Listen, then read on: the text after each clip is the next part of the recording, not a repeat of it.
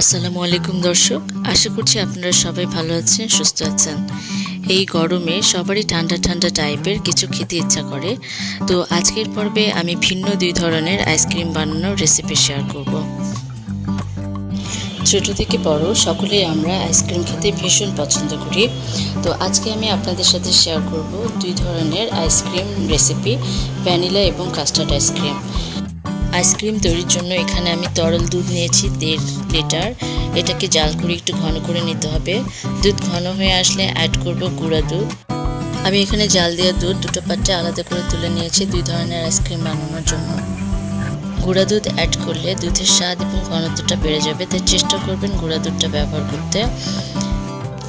এখানে আমি গুঁড়া দুধ নিয়েছি 3 চামচ, 2 চামচ নিয়েছি কর্নফ্লাওয়ার। এটা এখন আমি মিক্স করে নিচ্ছি। আপনারা চাইলে পানির সাথে এটা মিক্স করে নিতে পারেন, আর কর্নফ্লাওয়ারের পরিবর্তে ময়দা ব্যবহার করতে পারেন যদি কর্নফ্লাওয়ার না থাকে। এখন আমি চিনি দিব 1/2 কাপের মতো। মিষ্টিটা আপনাদের পছন্দ অনুযায়ী, যে যেমন মিষ্টি খেতে পছন্দ করেন, তবে চিনির পরিবর্তে কনডেন্স মিল্কও ব্যবহার করতে পারবেন। আর চিনি দেওয়ার পর একটু পাতলা হয়ে যায়, সেজন্য আরেকটু জাল করে ঘন করে নিতে হবে। কর্নফ্লাওয়ারটা অ্যাড করার পর অনবরত নাড়তে হবে, খেয়াল রাখবেন নিচে যেন লেগে না যায়। এটা হয়ে গেছে। এটা চুলা থেকে নামিয়ে নর্মাল টেম্পারেচারে ঠান্ডা করে ফ্রিজে রেখে দিব। সেম একইভাবে কাস্টার্ড আইসক্রিম তৈরির জন্য এখানে আমি 3 চামচ গুঁড়া দুধ নিয়েছি, 3 চামচ কাস্টার্ড পাউডার। এটা পানির সাথেও গোলানো যায়, কিন্তু আমি জাল করা দুধের সাথেই মিশ্রণটা মিশিয়ে দিয়ে দিচ্ছি। এখানে আমি 1/2 কাপের মতন চিনি অ্যাড করেছি। চিনিটা দেওয়ার পরে একটু পাতলা হয়ে আসবে, সে কারণে খানিকক্ষণ নেড়ে নিতে হবে। আমি কন্টিনিউ নেড়ে নিব। এটা নাড়তে নাড়তে অনেক ঘন হয়ে আসবে, দেখতেই পাচ্ছেন আপনারা। খেয়াল রাখবেন নিচে যেন লেগে না যায়। এই যে বেশ ঘন হয়ে এসেছে, এটা আমি নামিয়ে নিব।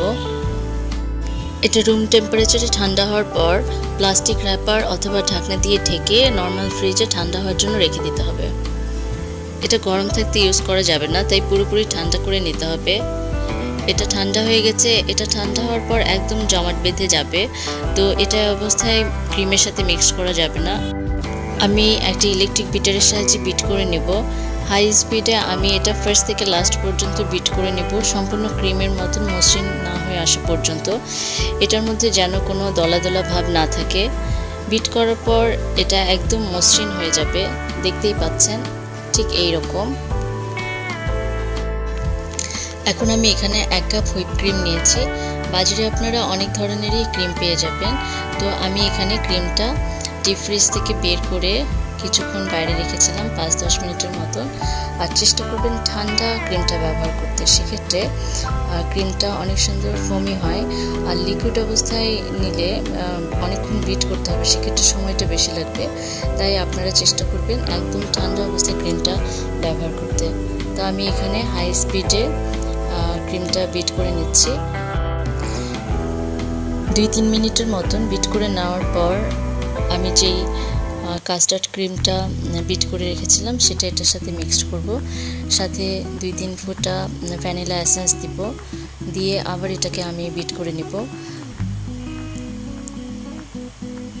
কাস্টার্ডটা যদি বিট করে না নিতাম সেক্ষেত্রে দলা দলা হয়ে থাকতো, এতটা মসৃণ হতো না।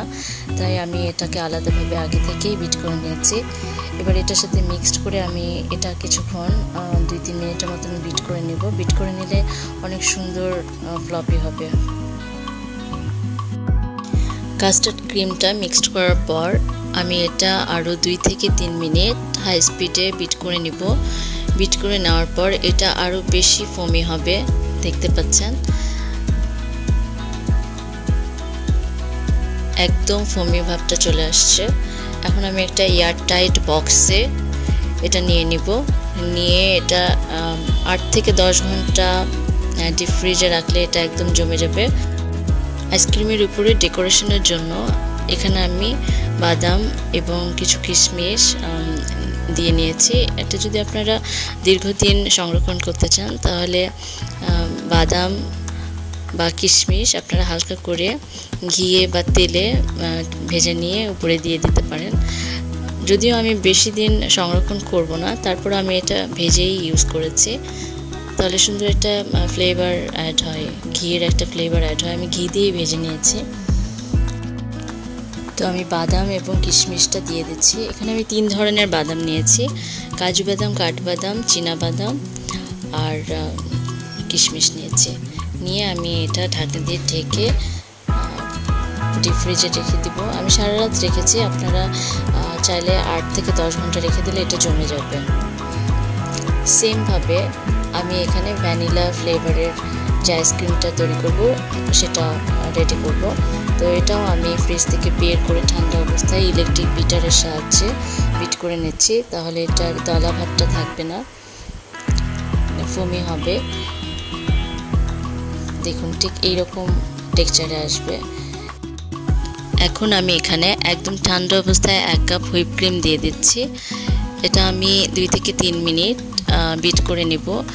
আমি পুরোটা হাই স্পিডেই বিট করে নিয়েছি। 2 থেকে 3 মিনিট বিট করার পর অনেক ফোমি হয়ে এসছে। ক্রিমটা আমি 2 থেকে 3 মিনিট হাই স্পিডে বিট করে নেওয়ার পর এই পর্যায়ে এসেছে। দেখুন একদম ফোমি ভাবটা চলে আসছে। এখন আমি এটার মধ্যে হাফ চামচের মতো ভ্যানিলা এসেন্স অ্যাড করব, সাথে কর্নফ্লাওয়ারের যে মিশ্রণটা বিট করে রেখেছিলাম সেটা দিয়ে দিচ্ছি। এখন আমি দুটো একসাথে বিট করে নিব। এখন এটা আমি একসাথে 2-3 মিনিটের মতো বিট করে নিব। বিট করে নেওয়ার পর দেখুন এরকম হয়ে এসছে, একদম সফট। আইসক্রিমটা গলে যাওয়ার পর যেরকম হয় ঠিক সেই রকম হয়ে আসছে। এখন আমি একটা এয়ারটাইট বক্সে নিয়ে নিব আইসক্রিমটি। তারপরে এর উপরে কিছুটা ভেজে রাখা বাদাম এবং কিশমিশ দিয়ে দেব। ভালো মতো ট্যাপ করে নিতে হবে, ভেতরের জন্য কোনো বাবলস না থাকে। এরপর বাদাম কুচি এবং কিশমিশ দিয়ে দিচ্ছি। তারপর ঢাকনা দিয়ে ঢেকে ফ্রিজে রেখে দিব 8 থেকে 10 ঘন্টার জন্য। আইসক্রিমটা আমি আরেকটা বাটিতে নিয়ে নিচ্ছি। এটাও সেমভাবে আমি গার্নিশ করে নিয়েছি। আমার ভ্যানিলা এবং কাস্টার্ড আইসক্রিম কমপ্লিট। এখন ঠান্ডা করে নেওয়ার পালা। আইসক্রিমটি আমি ওভারনাইট ঠান্ডা হয়ে যাওয়ার পর দেখুন কতটা সুন্দর হয়েছে। আমি একটু সার্ভ করে আপনাদের দেখাই। একদম দোকানের আইসক্রিমের মতন। অল্প কিছু উপকরণ দিয়ে ঝামেলাবিহীন আমরা সহজেই আইসক্রিম বাসায় বানিয়ে নিতে পারি। দেখুন একদম দোকানের মতন লাগছে এবং খেতেও কিন্তু অনেক মজা হয়েছিল। তো আপনারাও অল্প কিছু উপকরণের সাহায্যে বাড়িতেই লোভনীয় বিভিন্ন ধরনের আইসক্রিম বানিয়ে নিতে পারেন রেসিপিটা ফলো করে। দেখুন এটা এত লোভনীয় হয়েছে এবং খেতে ভীষণ মজা হয়েছিল। রেসিপিটি ফলো করে আপনারা বাড়িতেই বেশি করে আইসক্রিমটা বানিয়ে রেখে দিতে পারেন। ছোট থেকে শুরু করে বড়রা যে কেউ এটা খেতে খুব পছন্দ করবে। হঠাৎ করে মেহমান আসলেও মেহমানদারিতেও কাজে লাগবে। বিভিন্ন ধরনের ডেজার্টের উপরে সার্ভিংয়ের জন্য আইসক্রিম ব্যবহার করা যাবে। সেই সঙ্গে আমি ভ্যানিলা ফ্লেভারের আইসক্রিমটাও আপনাদের সাথে শেয়ার করি। দেখুন এটাও একদম অবিকল দোকানের মতন হয়েছে এবং পারফেক্ট ভ্যানিলা আইসক্রিম, ভেতরে কোনো বরফ জমেনি, খুব সুন্দরভাবে তৈরি হয়েছে। একদম মনেই হচ্ছে না যে বাসায় বানানো, মনে হচ্ছে যে দোকান থেকে নিয়ে এসে খাচ্ছি।